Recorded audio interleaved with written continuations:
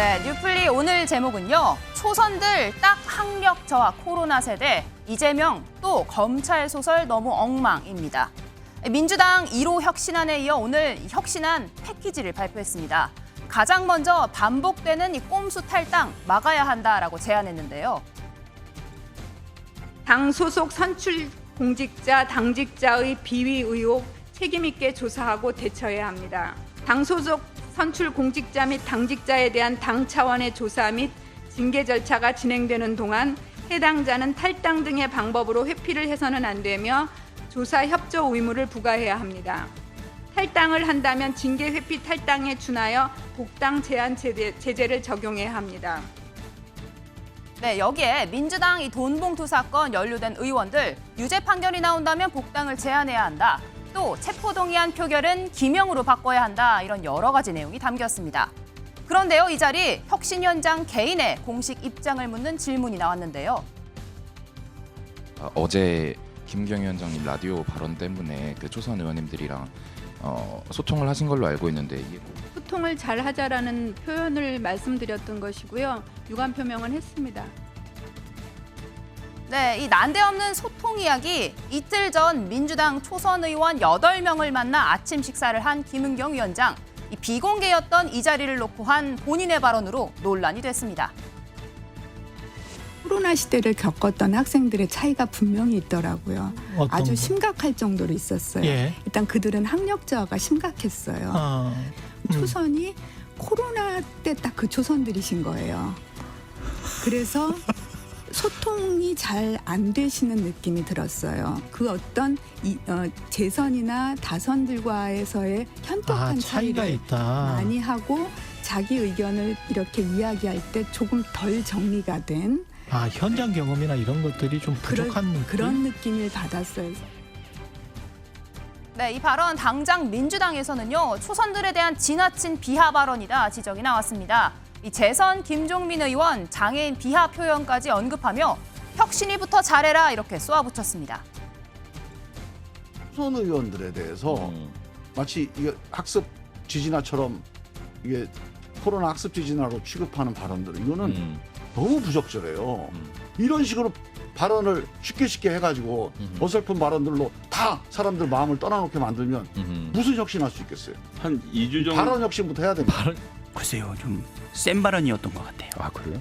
그리고 초선 의원들은 소통이 잘 안 된다라고 단정 짓는 것보다 사실 재선 3선으로 올라갈수록 오히려 고정관념이 많아서 더 소통이 안 될 텐데. 그런가요? 네, 혁신위원장과 초선 의원들의 만남 그 자리에 직접 참석했던 김영배 의원은요. 위원장이 무슨 뜻으로 그런 말을 한 건지 이해가 잘 가지 않는다 이렇게 이야기했습니다. 당장 민주당의 당 대표도 초선이기 때문이죠.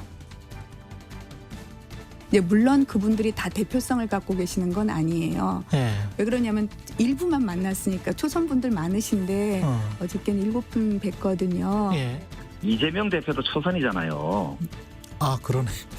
그러니까 이제 그래서 이제 어떤 문제 의식으로 그런 말씀을 하셨는지 좀 저희들도 정확하게 이 캐치하기가 좀 약간 어려운 측면이 좀 있었어요.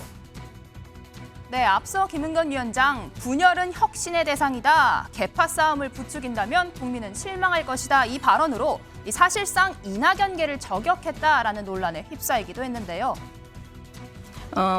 이낙연 전 대표께서는 원로신데 그러니까 자기 계파를 살리려고 정치적인 언행 그런 거 하실 것 같지 않다.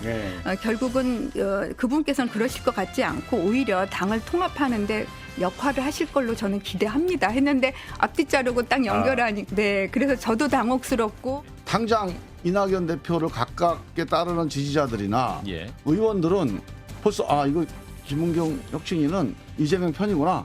또 이낙연을 공격하는구나. 딱 이렇게 마음이 홍해바다처럼 갈라져 버렸어요. 아니 이런 발언을 왜 합니까? 네, 위원장의 초선 저격. 이에 앞서 혁신위원은요. 이재명 대표 체제를 흔드는 중진들을 저격한 발언으로 구설수에 올랐습니다. 저희는 아직 이분이 탄핵에 이르는 사유 예. 발견하지는 못했기 때문에 예. 현 지도부를 전제로 놓고 예. 혁신안을 만드는 것이고요. 네. 그게 이제 뭐 이재명 대표가 사퇴를 해야지 문제가 해결이 된다라고 예. 보는 분들 입장에 있어서는 그렇게 보일 수도 있겠죠.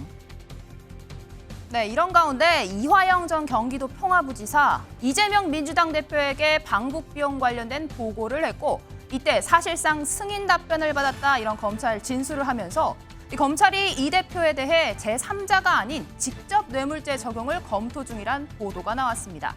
하지만 조금 전 들어온 소식입니다. 이화영 전 부지사 본인이요, 이 쌍방울의 방북 비용 대납을 요청한 적이 없다.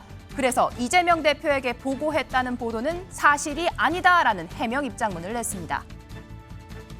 지사가 정진상 실장 요청으로 대표님 방북 추진했다고 진술을 했는데 어떻게 보세요?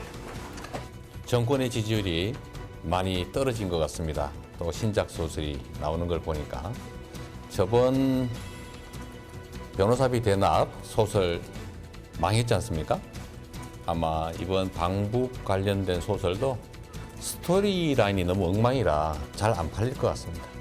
이화영 부지사에게 방북 비용 보고받은 적 없다는 입장 그대로십니까? 그렇게 말씀드렸습니다. 그럼 이화영 부지사가 자기 죄를 자백하면서까지 없는 말을 지어낸 건데 왜 그런 거라고 생각하세요? 가족들의 입장이 있으니까 가족들의 입장을 한번 들어보십시오. 네, 최진영 변호사님, 일단 오늘 혁신안 패키지가 나왔습니다. 불체포 특권 오면은 기명으로 투표를 하겠다. 여러 가지 안건이 담겼어요. 민주당 어디까지 받아들일 수 있을 거라고 보십니까? 윤리정당.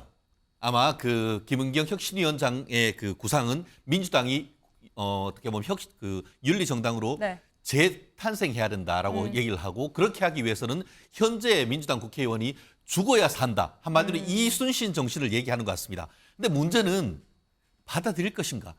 1호 안건으로 해가지고 이게 불체포 특권 포기를 당론으로 채택하고 서약서를 하자라고 했는데 사실상 거부했는 건 아니겠습니까? 정당한 이유가 있을 때만 포기한다고 했는데 본인들이 법원 판사입니까? 그렇기 때문에 혁신안을 냈지만 지난 경과를 봤을 때 이걸 받아들일 가능성은 현저히 낮다라고 보는데요. 말씀드린 것처럼 이 김은경 위원장에게 힘을 실어줘야 그렇게 하고 이 비판을 해야 되는데 이좀 민주당 의원들 같은 경우에 이런 혁신안을 나오니까 오히려 김은경 혁신위원장을 공격하는 그런 모습을 보면서 과연 이 혁신안 패키지가 통과될지 저는 지금 연목구호적 상황이 아닌가 생각합니다. 네, 오현정 부위원장님, 이런 상황에서 김은경 혁신위원장이 강경 발언 이어가는 이유, 이 당내 좀 기강 잡기에 나선 거 아니냐 이런 해석도 나오는데요. 네. 초선 의원들과 어떤 대화가 오갔는지 구체적으로 내용을 좀 알 수는 없습니다만 그러나 이제 초선 의원 전체로 규정지어서 얘기한 거는 좀 부적절해 보이긴 합니다. 그런데 그 취지는 소통을 좀 더 강조하시다가 나온 발언이 아닌가 싶고요. 앞으로도 또 이렇게 이 문제 또한 소통이 좀 부족해서 생기는 오해가 아닌가 싶습니다. 그래서 앞으로는 좀 더 소통을 원활하게 해서 이런 문제가 오해가 없도록 해야 될 것 같습니다. 이런 가운데 쌍방울 대북 송금 사건 관련해서요. 이화영 전 부지사가 이재명 대표에게 보고했고 여기에 사실상 승인하는 답변을 했다. 검찰 진술이 나왔다는 보도가 어제 나왔는데요. 여기에 여당에서는 이 대표에 대한 영장 청구 얼마 남지 않았다라는 전망을 내놨습니다. 직접 듣고 오시죠. 이재명 대표는 본인의 정치 인생을 결정할 게 아니라 무기징역이냐 아니냐를 결정해야 되는 시점이 다가오게 된 것 같고요. 생각보다 수사의 속도가 빨라져서 총선 이전에 만약 민주당이 약속한 것처럼 방탄국회를 펼치지만 않는다면 이재명 대표가 구속될 시기도 점점 가까워지고 현실화되고 있다고 파악을 하고 있습니다. 그런데 이건 시기의 문제이지 사필 규정이고 너무나 당연한 일이어서 개인적으로 그렇게 놀랍지는 않습니다. 저는 당연하게 그렇게 전망을 하고 있고요. 그렇게 됐을 때 민주당이 그 영장을 정당하다고 할지 정당하지 않다고 할지 또 한 번 촌극이 일어나게 되겠죠. 그래서 민주당의 지난 혁신안 결의가 참 하나마나한 결의였다는 생각이 다시 드는 겁니다. 최진영 변호사님, 이화영 전 부지사 최근 검찰 진술 번복해서 이재명 대표 영장 바로 치는 게 아니냐 이런 보도가 나왔었는데 조금 전 들어온 소식에 따르면 이화영 전 부지사 본인이요.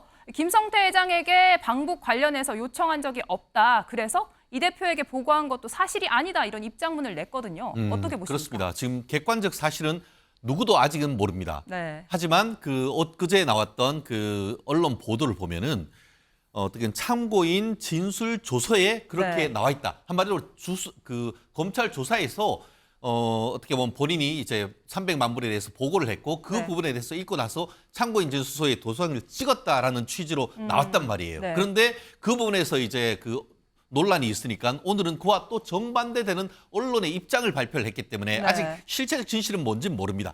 다만 이런 얘기가 나온다는 것은 뭔가 아무런 근거도 없이 나왔다고 보기는 어려운 점이 있거든요. 그렇기 때문에 조금 더 기다려 봐야 됩니다. 다만 지금 그 검찰에 나가서 조사하는 것뿐만 아니고 지금 이화영 지사가 전 그 부지사는 본인 사건이 지금 진행되고 있고 그와 관련된 부분에 대해서 검찰이 법정에서 질문할 때가 얼마 안 남았습니다. 그때 법정에서 어떤 진술이 나오는지 본다고 하면은 지금 논란은 그의 법정 진술 하나로 어느 정도 정리가 될 가능성이 높다고 봅니다. 네, 당장 다음 주에 관련된 재판이 예정되어 있습니다. 오늘 뉴플리 여기까지고요. 다음 앵커의 픽 함께 보시죠.